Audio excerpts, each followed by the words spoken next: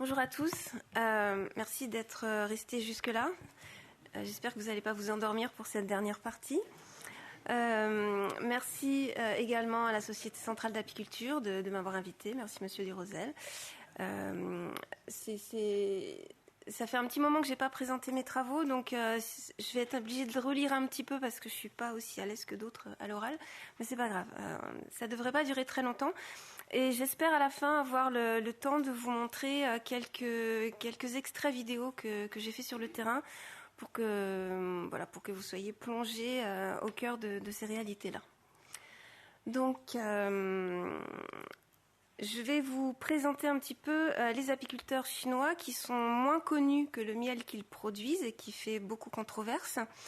Et je m'y suis intéressée depuis quelques années déjà. Je m'appelle donc Caroline Griot, je suis ethnologue comme mon confrère Nicolas César que vous venez d'entendre, et j'ai travaillé sur la Chine depuis les années 90. Au cours de mes recherches, ma ligne directrice a été surtout les communautés chinoises qui vivent relativement en marge de la société, ou en marge géographiquement ou professionnellement, ce qui en fait est un tout. C'est donc sous cet angle-là des marges sociales que j'ai abordé ce sujet de recherche sur les apiculteurs chinois, et en particulier les transhumants. Mon postulat de départ, avant d'aller sur place donc, était que ces migrants d'un genre particulier vivent aussi en marge de leur société et que leur choix est porté par des valeurs similaires à d'autres communautés en marge que j'avais déjà étudiées auparavant. Il s'agira donc moins d'abeilles dans ma présentation que d'hommes, mais j'espère qu'elle contribuera à vous éclairer un petit peu sur leurs conditions de vie et de travail. Alors, pourquoi les apiculteurs transhumants ? Alors, il y aura beaucoup de photos, donc s'il y en a certaines qui vous intriguent, vous pourrez me poser plus tard la question de ce que c'est, parce que je ne vais pas m'amuser à tout décrire. Pourquoi les transhumants ? Eh bien, parce que depuis donc les années 90 que je parcours très souvent les campagnes chinoises, j'ai très souvent croisé sur les bords de route des ruchers, un petit peu au milieu de nulle part, qui apparaissent comme ça. Et c'était très souvent au moment où j'étais dans des trajets de bus, des trajets de train, enfin des moments où je pouvais vraiment pas m'arrêter. Et j'étais toujours très très intriguée de voir ce nombre impressionnant de ruches, avec à côté une petite tente où j'imaginais qu'il y avait quelqu'un qui vivait là.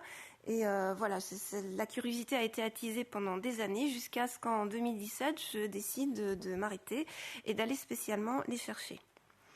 Il me semblait, avant encore une fois de parler avec eux, que les apiculteurs transhumants pouvaient offrir une perspective intéressante sur les transformations de l'environnement en Chine, provoquées par les politiques agricoles, la gestion des terres cultivées depuis quelques décennies, le comportement des communautés villageoises et les différentes dégradations et pollutions auxquelles est soumis le territoire chinois.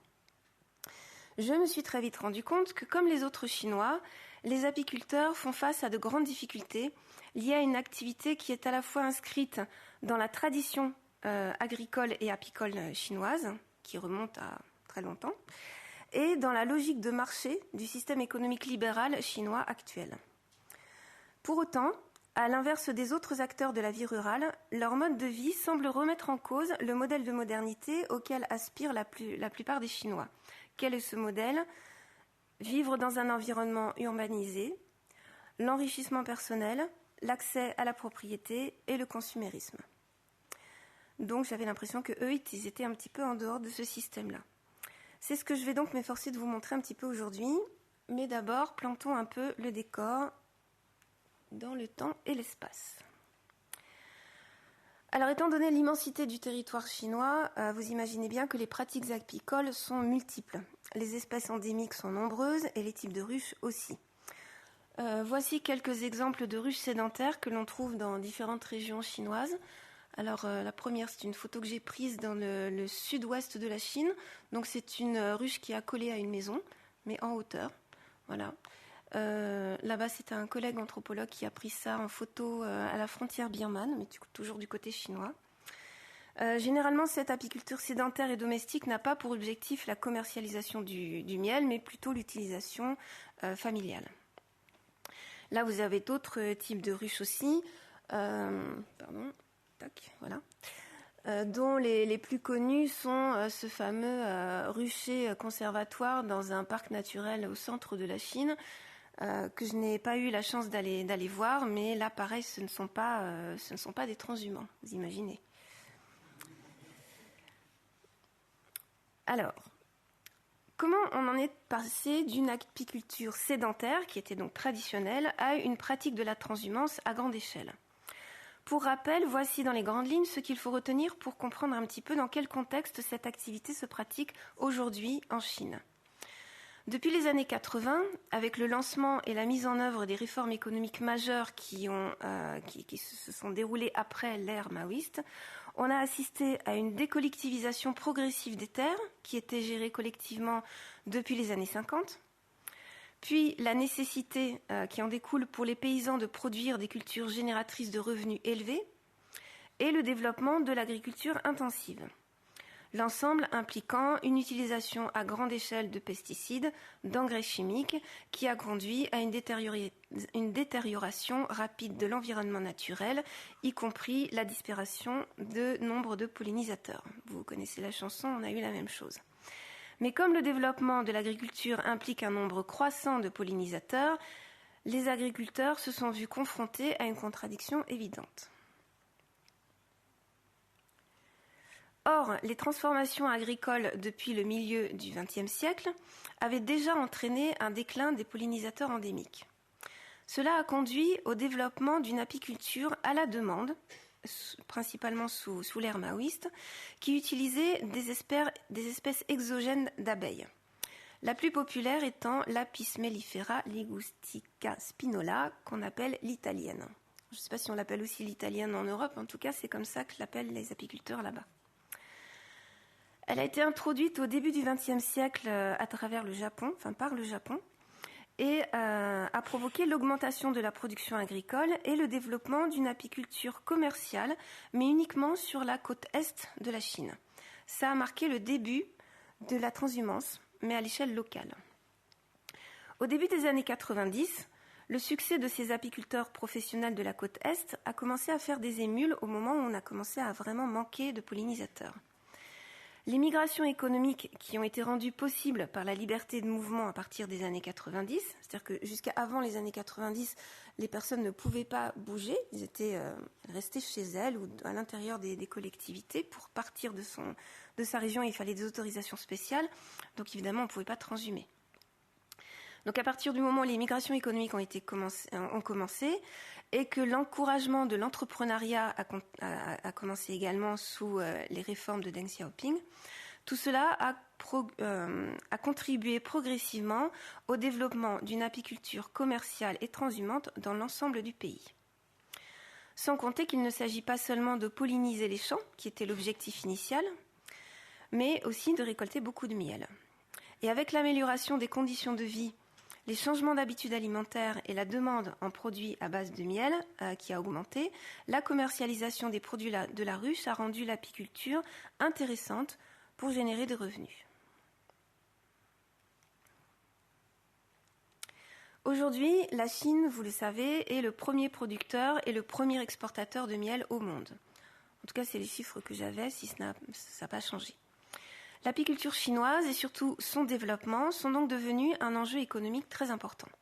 Par conséquent, la recherche scientifique chinoise s'y intéresse beaucoup. Or, elle se concentre surtout sur les aspects techniques et performants des pratiques apicoles.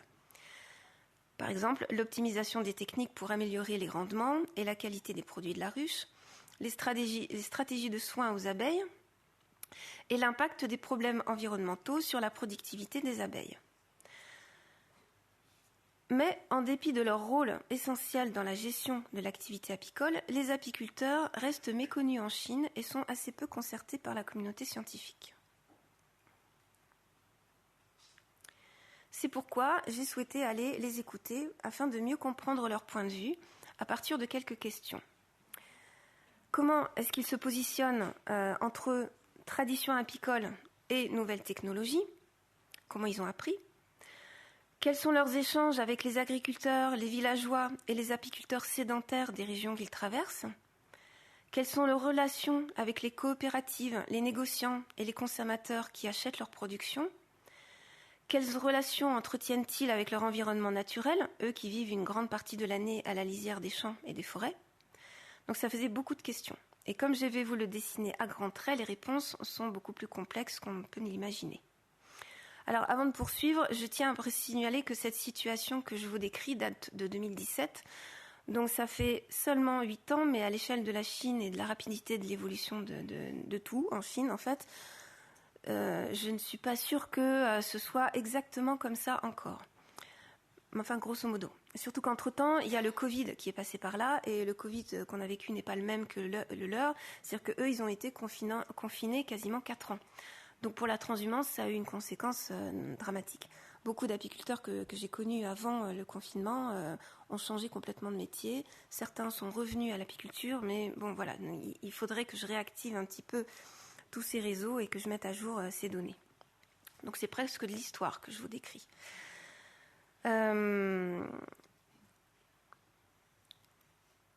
Alors, là vous avez une carte qui a été publiée dans une revue chinoise et qui montre un petit peu les itinéraires de transhumance assez classiques. Mais avant de les décrire, je voudrais préciser que la plupart des apiculteurs chinois qui pratiquent la transhumance sont Han, c'est-à-dire que les Han sont l'ethnie majoritaire en Chine. C'est 90 à 95% de la population qui sont sédentaires par tradition, qui sont aujourd'hui migrants économiques pour bon nombre d'entre eux par nécessité, de manière provisoire ou définitive, mais ce ne sont absolument pas des nomades.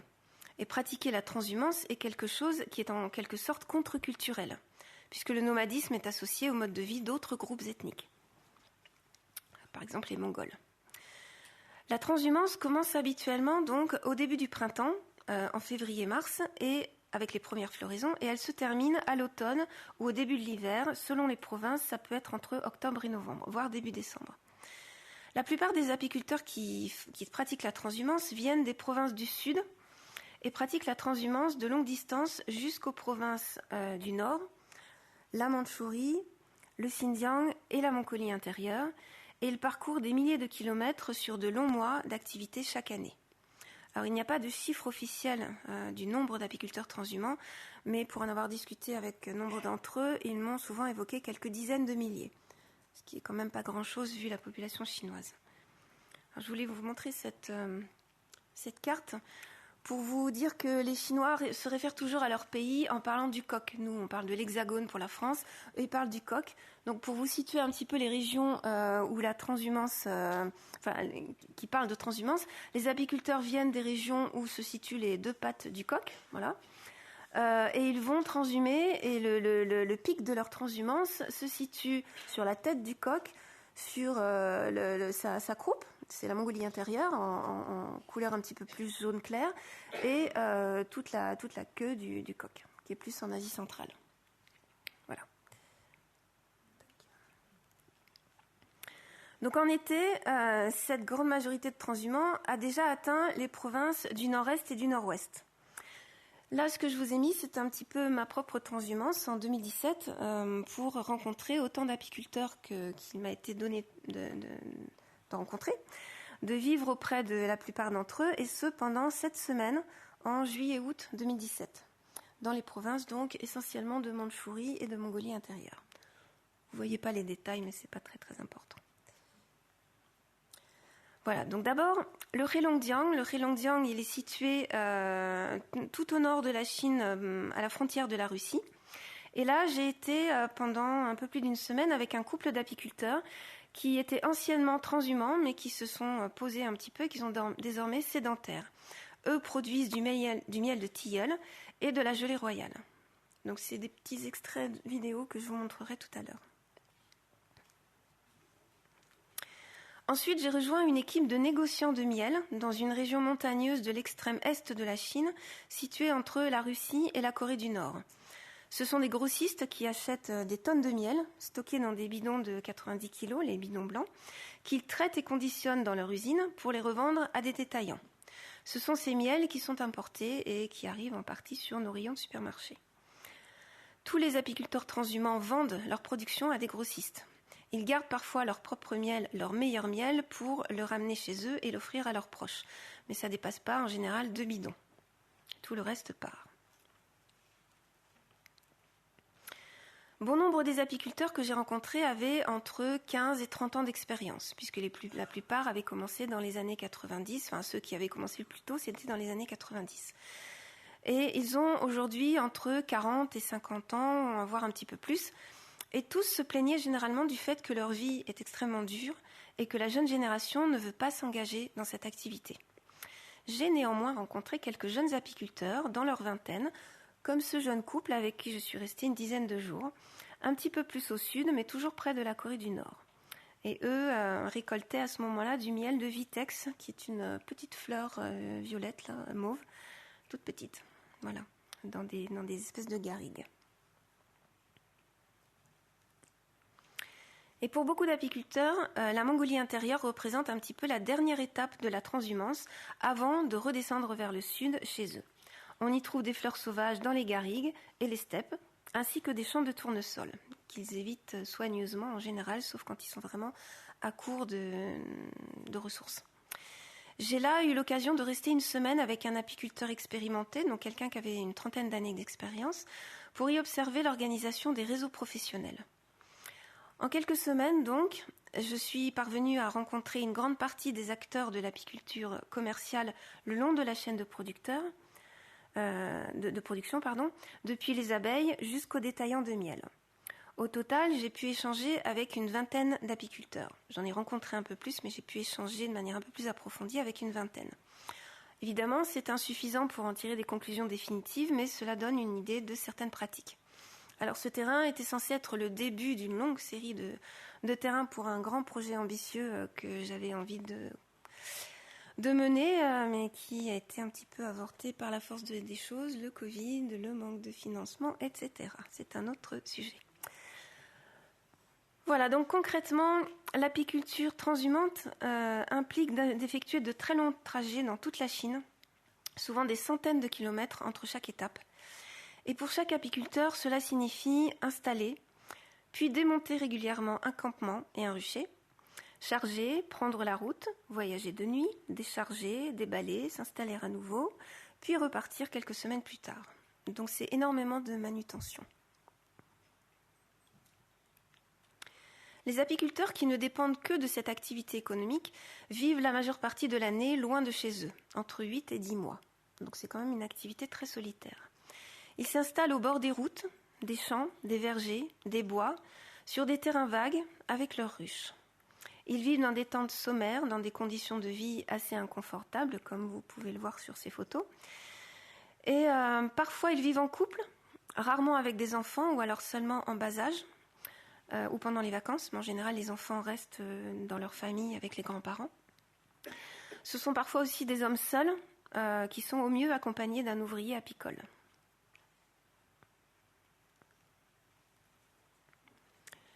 Dans ces conditions, la transhumance s'apparente à une forme de nomadisme. C'est pour ça que je vous parlais de leur mode de vie nomade. Les apiculteurs se déplacent avec leurs abeilles selon le calendrier des floraisons. C'est-à-dire que partout où il y a des fleurs, on les retrouve. Mais pour réduire les coûts et le volume des biens à transporter en plus des ruches, surtout lorsqu'ils doivent se déplacer toutes les quelques semaines, les apiculteurs ne prennent que le strict minimum nécessaire à la vie quotidienne. Une tente, qui est composée à l'intérieur d'un lit et de 1 ou 2 petits meubles ou coffres pour ranger leurs effets personnels et les effets de cuisine, des bidons pour transporter l'eau et le miel destinés à leur consommation, un chien pour garder le rucher et une moto pour se ravitailler dans les villages les plus proches. Ces dernières années, les apiculteurs ont amélioré leurs conditions de vie en investissant dans des panneaux solaires mobiles, que vous voyez sur la deuxième photo, pour se fournir en électricité, important pour les téléphones portables, et des bâches de protection qui les protègent de la chaleur parce que dans toutes ces régions que je vous ai montrées du nord de la Chine, 40 degrés, c'est la norme en été. Donc vous imaginez que dans les tentes, il fait très très chaud. Les apiculteurs transhumants établissent leur rucher qui comprend entre 200 et 250 types d'Adam que vous voyez, sur des emplacements symboliques, c'est-à-dire dans des entre-deux. Ce sont des terrains vagues, abandonnés, choisis pour des raisons pragmatiques liées aux floraisons, mais pas seulement. Le terrain doit être avant tout accessible en camion, puisqu'il faut pouvoir déménager le campement. Mais suffisamment proche aussi d'une bourgade pour y trouver de quoi se ravitailler, et en même temps suffisamment loin des habitations pour éviter les éventuelles piqûres d'abeilles et garantir la sécurité de la population. Ils doivent surtout être discrets pour éviter les frictions avec les locaux. Et bien sûr, ils doivent être proches d'une source d'eau, une rivière, un étang, un lac. Pour trouver de tels lieux, soit les apiculteurs font eux-mêmes des repérages d'une année sur l'autre au fil de leur transhumance, parce qu'elle peut varier un petit peu, soit ils comptent sur le réseau social qu'ils établissent progressivement avec des intermédiaires locaux. Ces intermédiaires négocient l'occupation gratuite ou la location de ces espaces avec les propriétaires fonciers ou les autorités locales. Les rétributions peuvent être financières ou matérielles. Payer en bidon de miel ou en pot de gelée royale est très courant.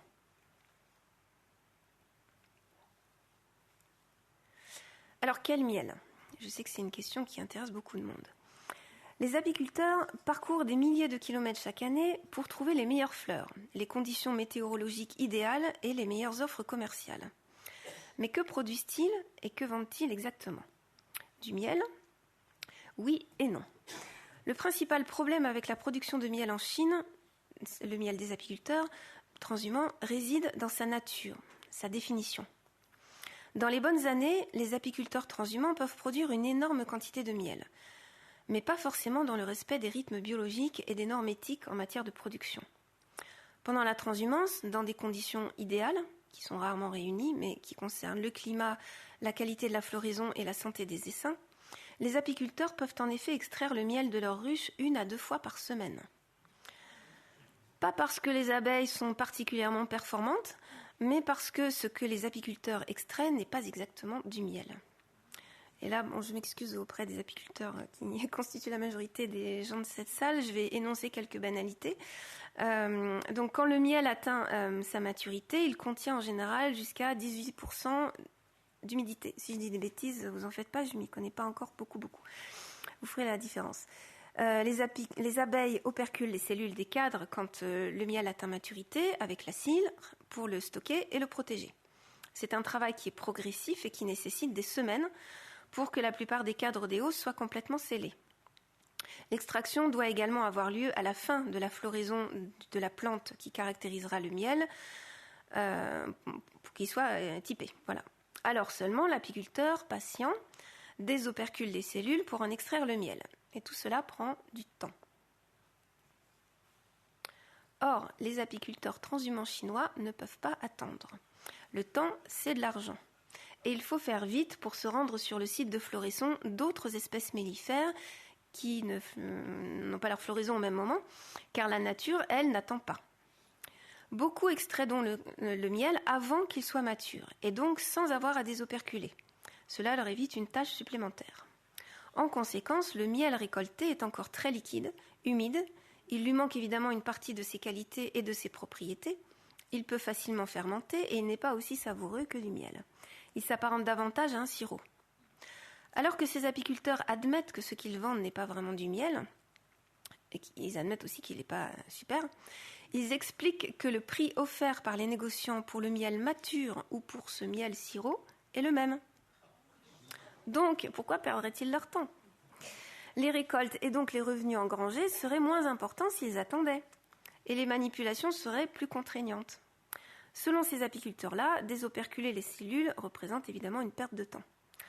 La même logique s'applique d'ailleurs au filtrage, tâche également laissée aux négociants acheteurs.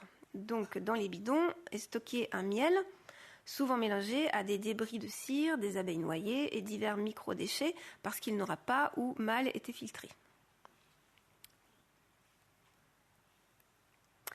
La gestion du temps est donc une question déterminante dans la vie des apiculteurs transhumants, un temps avec lequel il va falloir composer. Le premier temps concerné est le rythme, imposé et capricieux, des saisons. Tout apiculteur transhumant doit connaître parfaitement les saisons régionales, et la Chine est un pays immense, au climat et au microclimat multiples, donc c'est une vraie encyclopédie. Il leur faut connaître le calendrier des floraisons des arbres, des plantes et des fleurs mellifères, qui sont évidemment différentes selon les régions. S'informer sur les variations récentes dues au bouleversement climatique, qui est une nouvelle donnée, et croiser leurs connaissances avec celles d'autres apiculteurs qui arpentent plus ou moins les mêmes routes. Tout cela nécessite une faculté d'observation de l'environnement naturel d'une année sur l'autre, d'un endroit à l'autre, sur un territoire immense. Lié aux saisons, le temps météorologique s'impose également. En Chine aussi, les aléas climatiques sont fréquents, et même de plus en plus fréquents. Et même lorsqu'ils ne connaissent pas bien la région où ils se trouvent, les apiculteurs doivent savoir anticiper les changements météorologiques par l'observation du ciel et des activités des abeilles. Les gelées tardives, les tempêtes, la sécheresse, les inondations, les vents violents ont des conséquences sur les fleurs, sur la santé et la survie des abeilles, sans compter les maladies et les conditions de vie des apiculteurs. Par exemple, sur la photo là en bas, je l'ai prise au lendemain d'une tempête où l'apiculteur a vu sa tente s'envoler, se retrouver en plein milieu de la route à côté. Et donc, tout l'intérieur, le matelas, les vêtements, les coffres, tout son matériel était trempé. Et comme il faisait encore très humide, ça ne séchait pas. Quant aux ruches, elles étaient bien mouillées aussi. Dans ces conditions-là, ils sont bien obligés d'attendre. Ils ont souvent peu de moyens de prévenir les conséquences de ces catastrophes, car les moyens humains ou matériels ne sont pas toujours disponibles. Quant aux recours post-dommage, ils sont inexistants. Pas de subvention et pas d'assurance. Le temps biologique est le troisième facteur. Lui aussi, il est imposé et il est à prendre en compte. La gestion des colonies, comme partout ailleurs, dépend de la connaissance du développement physiologique des abeilles. Ce savoir permet de planifier quand ajouter une colonie, contrôler la fertilité de la reine, collecter la gelée royale ou pas, préparer une nouvelle génération d'ouvrières avant de transhumer vers un autre site. L'apiculteur sait quand il est dépendant de ces abeilles. Par exemple, il doit attendre que les nouvelles reines naissent avant de partir, ce qui occasionne parfois une désorganisation de ses plans initiaux quand elles mettent leur temps.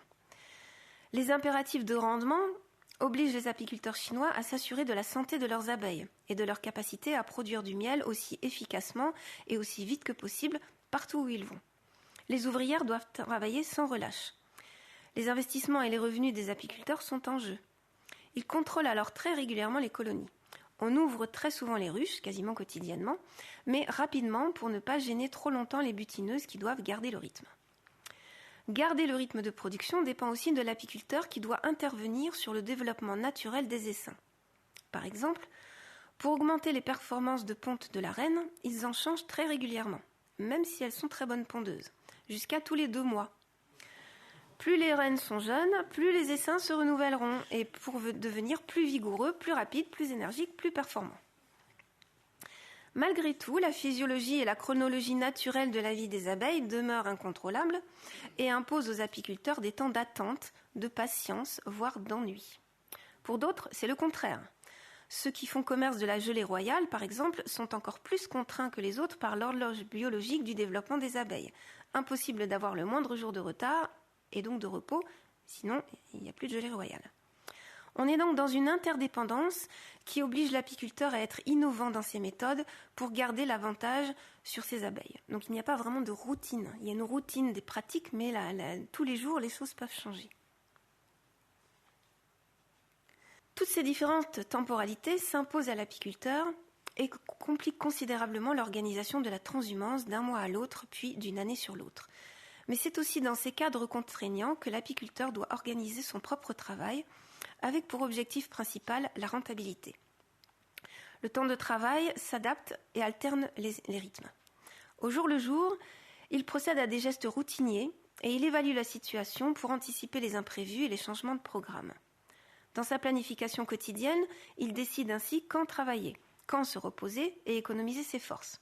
Par exemple, il travaille à l'aube pour éviter la canicule, surtout dans les régions du nord-est. Il planifie l'extraction, en général avant les départs parce qu'il faut vite vendre les bidons avant de partir. Quand traiter les ruches, quand embarquer les ruches, ça s'embarque sur les camions au crépuscule, mais avant la tombée la nuit si possible, donc c'est un espace-temps assez réduit. Quand voyager, la nuit, sans perdre une minute, voire le jour, mais sans s'arrêter, pour éviter les pertes et le stress des abeilles. Donc il faut éviter aussi les embouteillages, c'est très concret, mais s'il y a un embouteillage, les abeilles commencent à sortir et alors là c'est la catastrophe. Donc pour éviter ce genre de problème, les réseaux sont importants. Les réseaux, téléphones portables, etc. Les transhumants qui sont arrivés sur un site en premier tiennent en général les autres au courant des tendances météorologiques, les tendances sur l'abondance des fleurs, les conditions générales au succès de la production. Les choix doivent être faits très soigneusement et l'organisation de chacun dépend des autres et doit être flexible en cas de changement soudain de stratégie. Par exemple, un apiculteur contraint par la météo, un voyage précipité, une épidémie ou tout autre facteur bouleversant son emploi du temps et l'incitant à faire vite, doit faire appel à la coopération des collègues qui sont établis dans les environs de son rucher. Et donc composer avec leur propre agenda. Si ceux-là sont partis plus vite que prévu, etc., ils ne sont pas forcément disponibles pour l'aider, notamment pour l'installation du rucher ou pour le départ. Par conséquent, le rythme de vie des apiculteurs fluctue entre des périodes de stress, d'ennui, d'épuisement ou d'impuissance. Et surtout, priorité à l'économie. Ne pas gaspiller de temps et s'épargner le superflu. Et la rentabilité, toujours, il faut maximiser l'investissement en temps et en énergie. Parce qu'ils partent quand même 10 mois de l'année, hein, donc ils laissent leur famille, leurs enfants, etc. Il faut vraiment que ça vaille le coup. L'organisation s'appuie sur la logistique humaine, louer un camion, embaucher des journaliers quand il n'y a pas d'apiculteurs transhumants à proximité pour venir les aider, trouver des négociants, écouler son stock. Parfois, les négociants ne sont pas disponibles ou alors ils ont déjà tout le stock dont ils ont besoin, donc ils n'en veulent pas. Ou alors à des prix beaucoup trop bas, donc ça ne les intéresse pas. Mais il faut aussi compter sur les abeilles. Les apiculteurs doivent attendre que leurs abeilles soient prêtes à bouger, qu'elles aient assez de force, assez de couvain, assez de réserve, et ainsi de suite.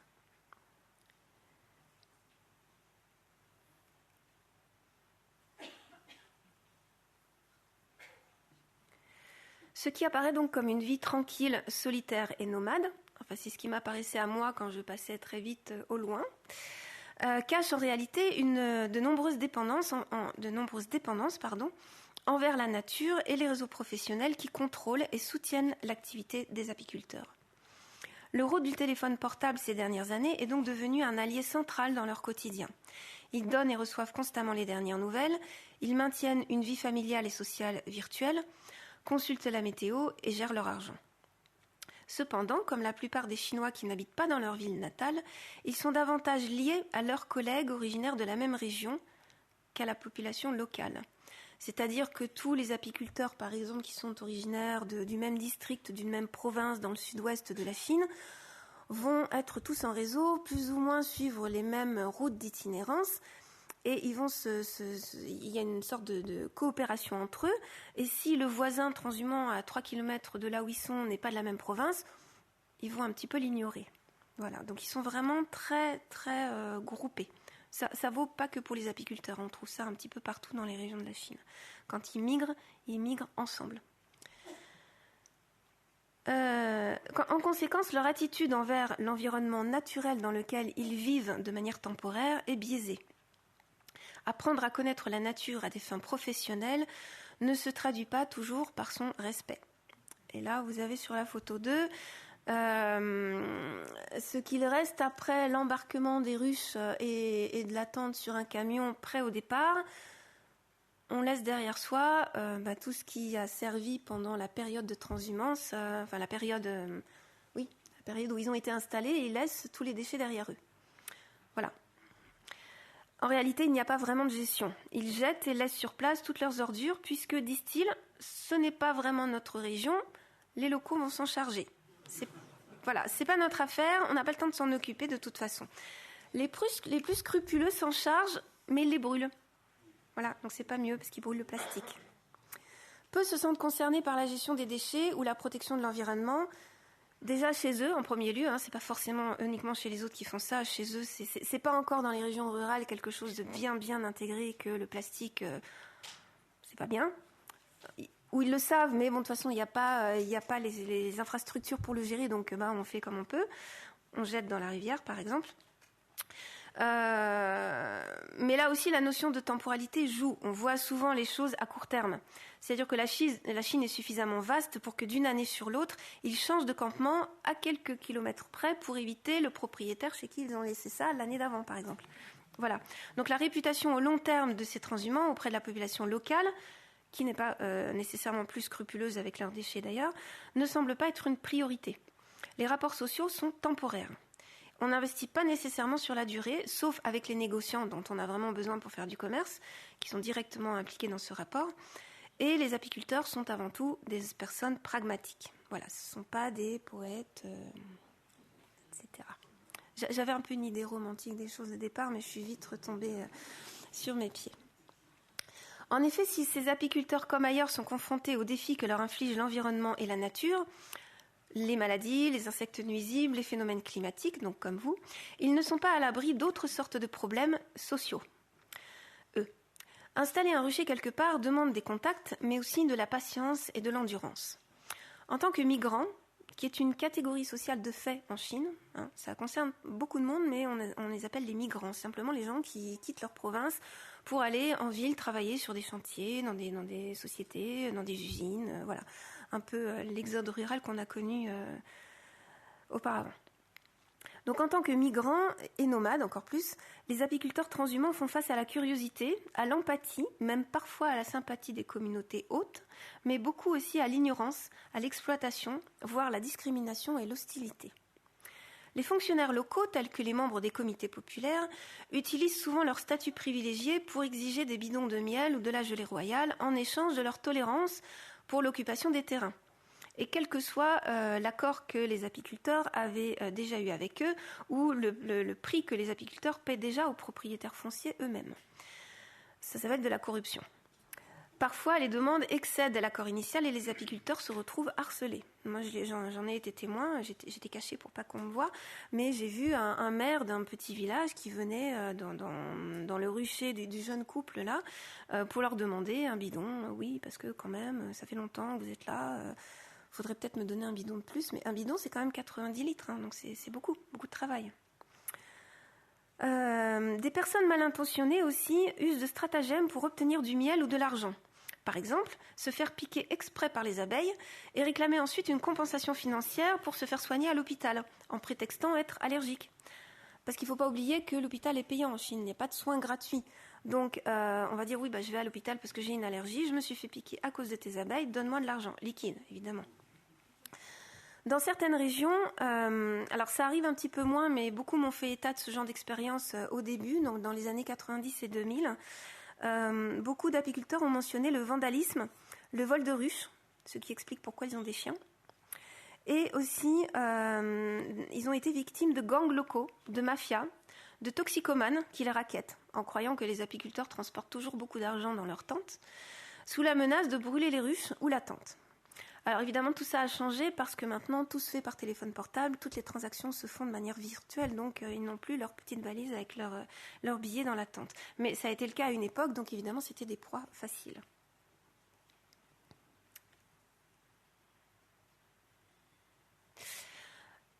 Il y a autre chose que je ne vous ai pas dit.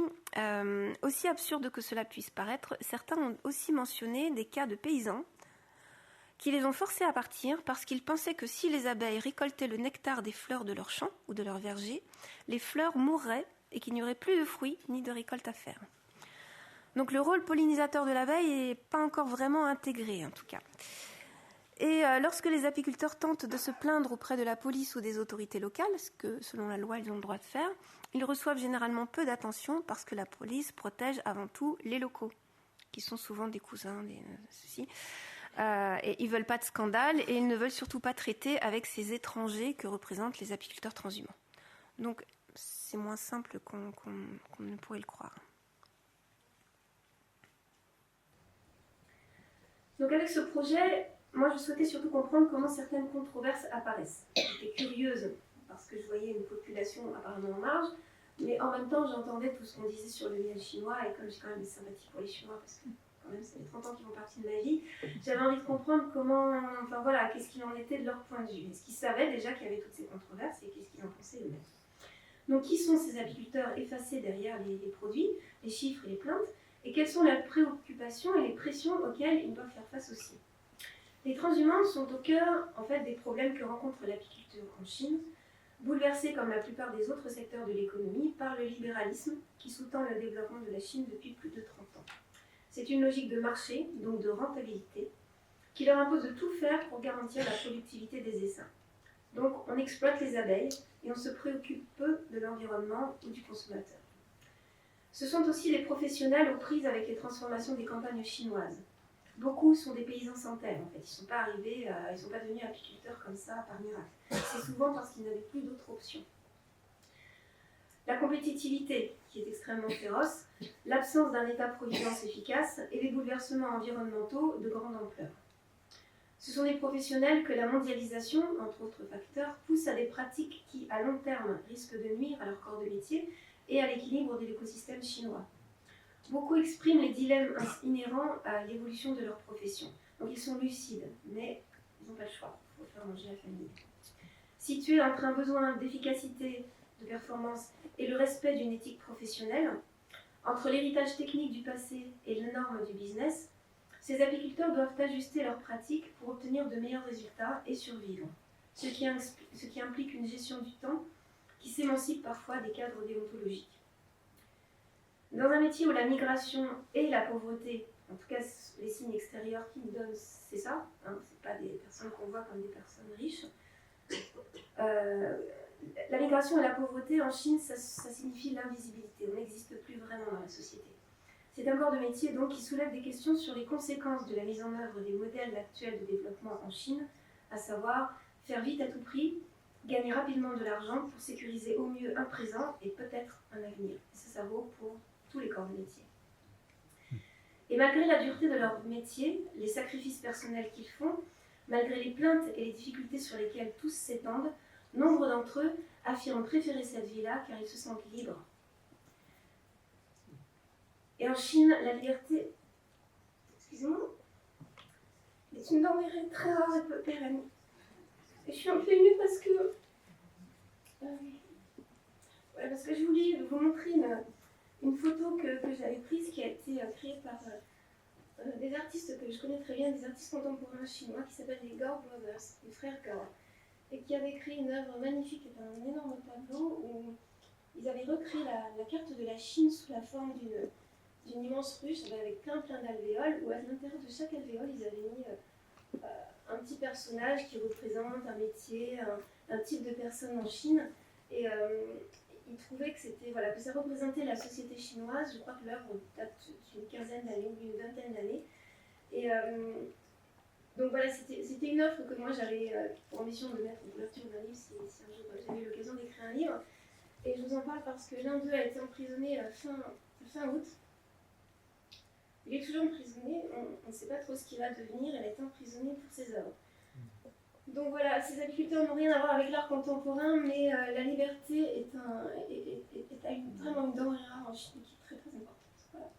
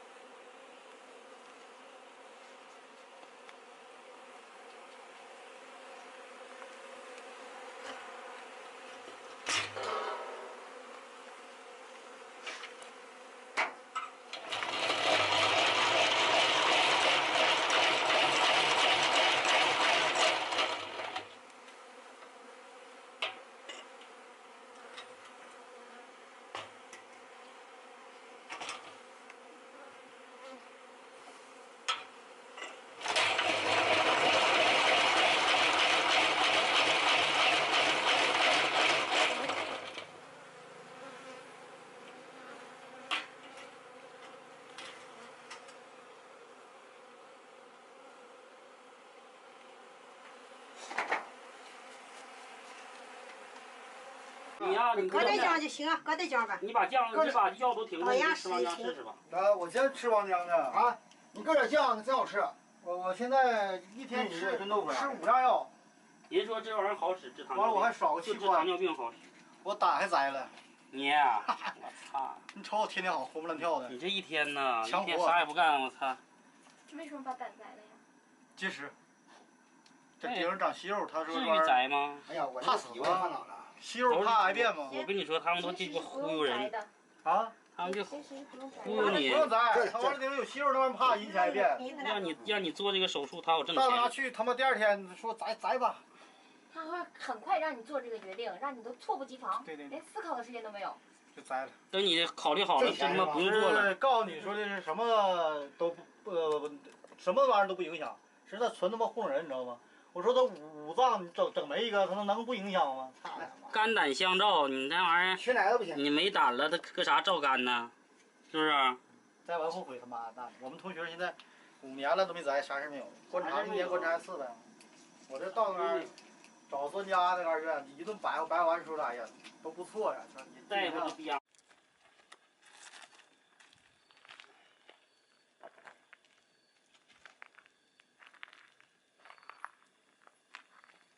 那这。又不是头。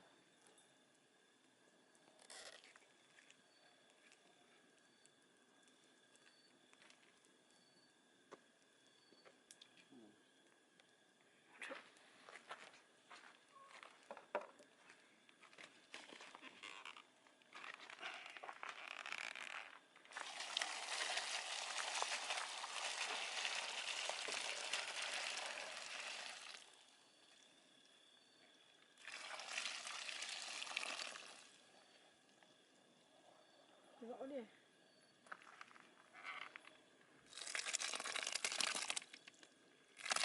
怎么捣啊？可以。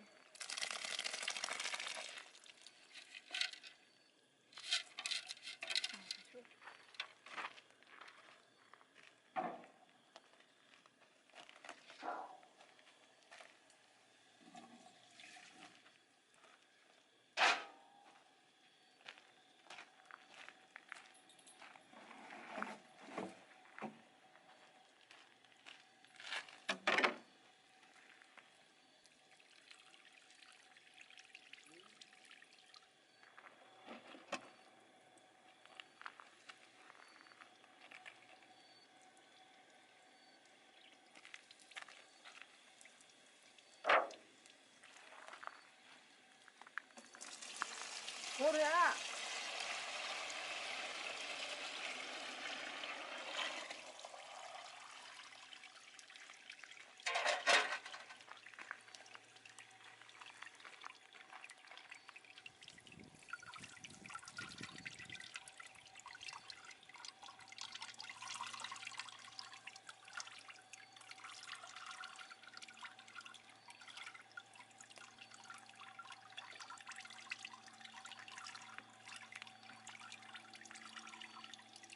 就像绿蜂蜜一样。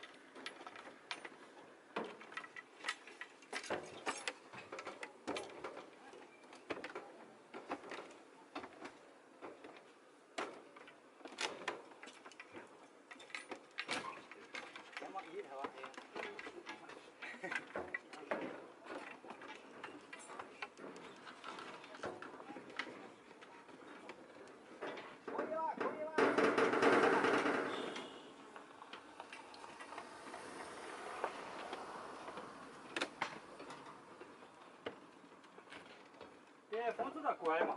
啊，风子多我们就乖了。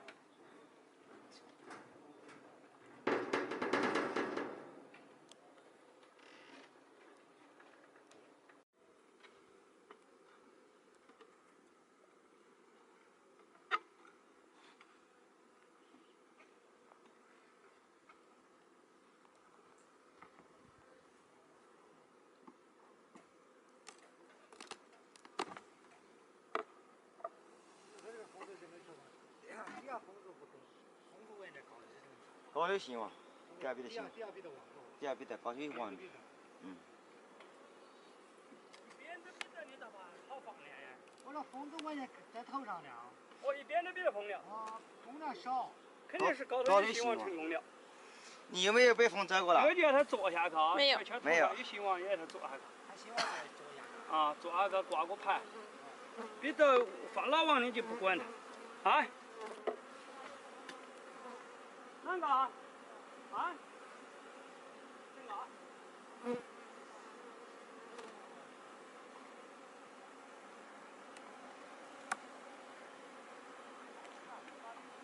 哎，没事，8张皮子的高。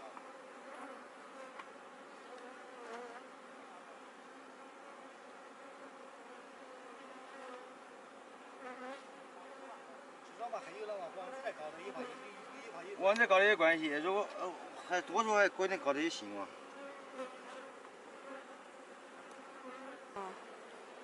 上那边给上那个说。哦，就是要找你才说呀。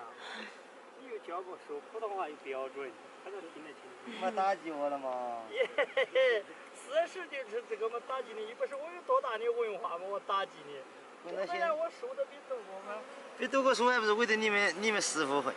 你看，这就是放老王，是吧？这就是以前的老的王子。小米那边那个教书那边时候还不至于普通话。是哦，会那子会，我教书了嘛？教书了嘛？连你们也都没教过嘛？你在放点啥？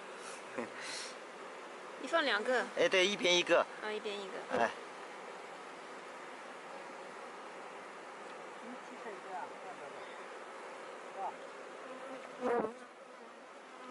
你干脆你要我接着骑嘛，弹簧，这个我们整，你也弹簧起下就行，这个我们一边整一边。盖起来嘛，不盖，哎，上点温度低了，就在不是这气味大得很。哦，要得，你说的不对，要得还得拉开的嘛，我到底看。上面不用找。上面不用找，只要下面有就可以了。上边以后慢慢再找，现在没有时间了。啊，现在就是都在。老雄风的嘛。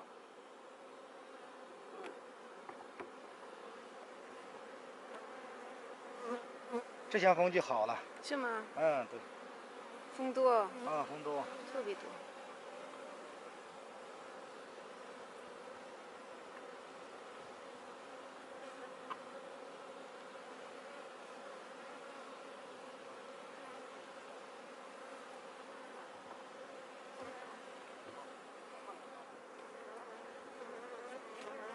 你看这项风特别好。嗯。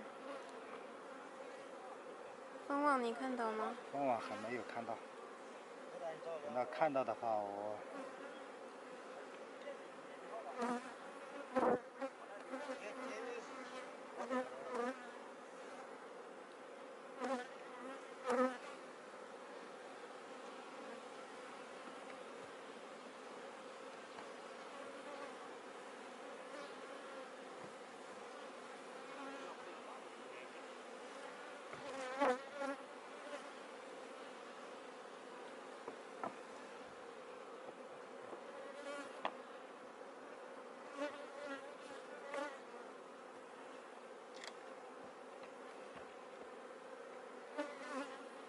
应该没在，这边没有王。没有啊。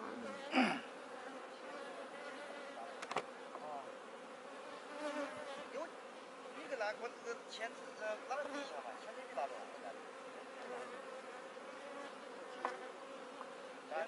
拉完吹进去。拉地下。